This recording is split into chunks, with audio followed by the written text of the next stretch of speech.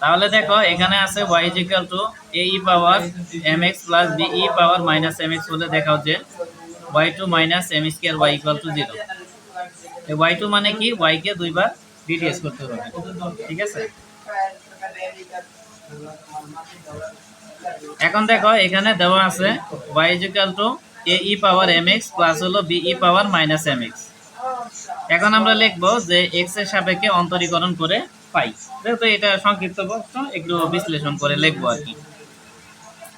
তাহলে দেখো y কে যদি ডিটিএস করি তাহলে কি y1 হয়ে যাবে, আর এদিকে যদি ডিটিএস করি তাহলে ডিটিএসটাকে সামনে নিলাম, এখানে যা আছে তাই নিলাম, মানে রচনা সংক্ষিপ্ত প্রশ্ন একটু বিশ্লেষণ করব।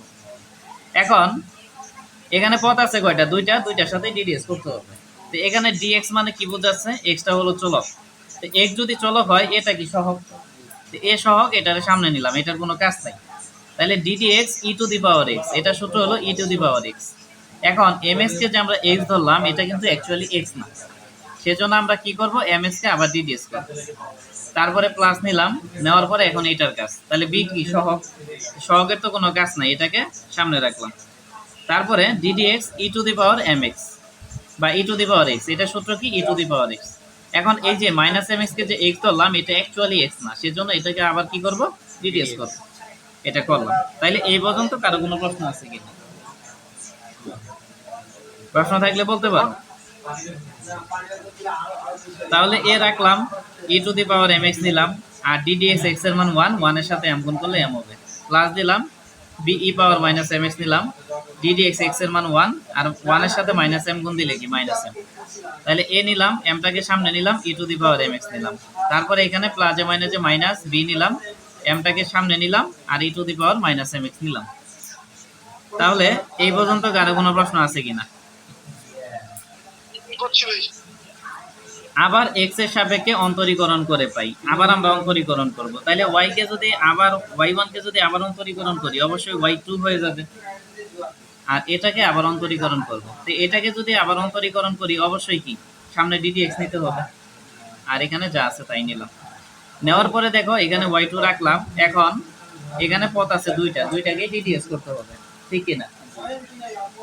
তাহলে ডিএক্স মানে এক্স চলক, এক্স যদি চলক হয় এমটা কি সহগ, সহগের কোনো কাজ আছে, এই জন্য এটাকে আমরা সামনে নিলাম। তাহলে সামনে লিখে কি হবে, d d x e to the power m x, এটা হইলো। তারপরে মাইনাস নিলাম, বি এমটা হলো সহগ, এটার কোনো কাজ নাই, এই জন্য শুধুমাত্র e to the power minus m x এর সাথে আমরা ডিএক্সটা নিলাম।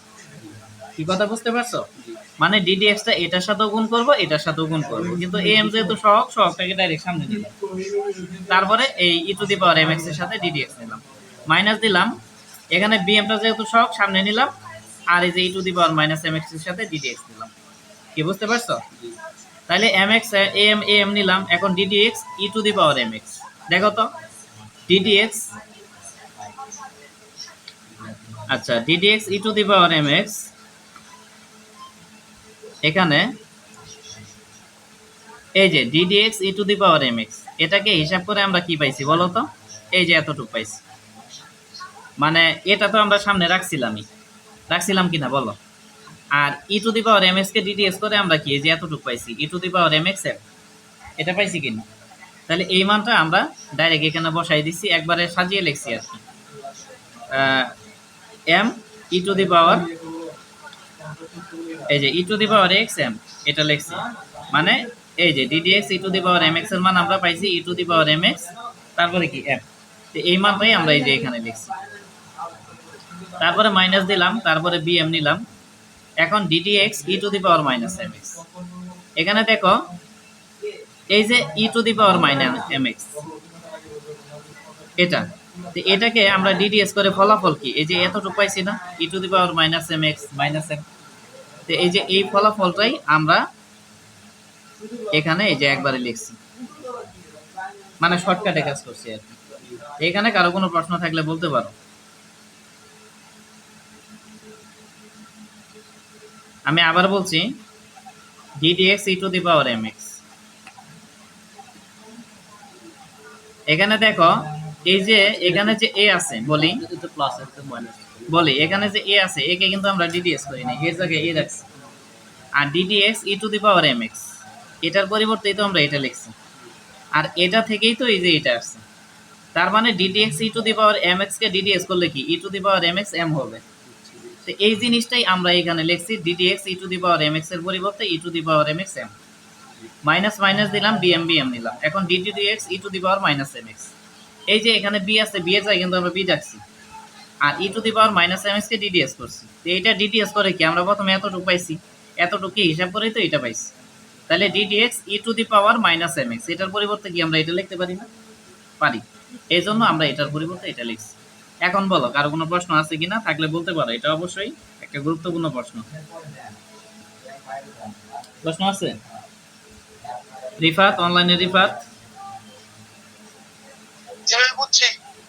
আচ্ছা, যদি বুঝে থাকো, এখন y2 রাখলাম, এখন এ দিলাম, এম এর সাথে এম গুণ করলে এম স্কয়ার, আর এখানে e to the power m x, তারপরে এখানে মাইনাসে মাইনাসে প্লাস, বি নিলাম, এম আর এম গুণ করলে m square e to the power minus m x. এখন y2 রাখলাম, এখানে দেখো এম স্কয়ার, এখানে এম স্কয়ার কমন নিলাম, কমন নিলে কি থাকে, A e power m x, plus নিলাম, এখানে থাকে কি B e power minus m x. তাহলে y2 নিলাম, এখানে এম স্কয়ার নিলাম, এখন এই যে A e power m x plus B e power minus m x, এটা মূলত কার মান? এটা মূলত y এর মান, এই যে এটা y এর মান, সেজন্য আমরা এটার পরিবর্তে y দিলাম। তাহলে y2 রাখলাম, আর এম স্কয়ার y কে যদি এদিকে আনি, মাইনাস এম স্কয়ার y হবে ইকুয়াল টু 0। তাহলে এটাই প্রমাণিত। তাহলে আশা করি বুঝতে পারছো। এরপরে আমরা 10 নম্বর অঙ্কটা দেখব।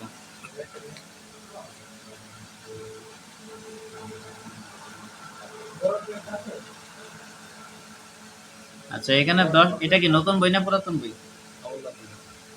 নতুন বই। নতুন বই আছে কারো?